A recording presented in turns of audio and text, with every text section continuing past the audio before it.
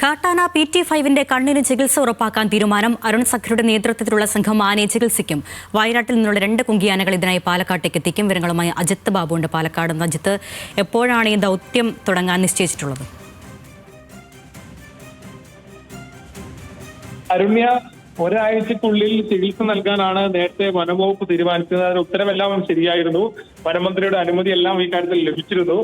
കണ്ണിന്റെ ആനയുടെ കാഴ്ച പരിമിതി ഉണ്ടെന്നുള്ളതാണ് നിലവിൽ കണക്ക് കൂട്ടുന്നത്. പക്ഷെ ഏത് തരത്തിലുള്ള പോരായ്മയാണ് കണ്ണിനുള്ളതെന്ന് കൃത്യമായി കണ്ടെത്താൻ ഇതുവരെ കഴിഞ്ഞിട്ടില്ല. അത് ആനയെ ഇതിൽ മയക്കുവെടി വെച്ച് ചികിത്സിച്ചാൽ മാത്രമേ പൂർണ്ണമായും മനസ്സിലാക്കാൻ കഴിയൂ എന്നുള്ളതാണ് ഫോറസ്റ്റ് ഉദ്യോഗസ്ഥരൊക്കെ പറയുന്നത്.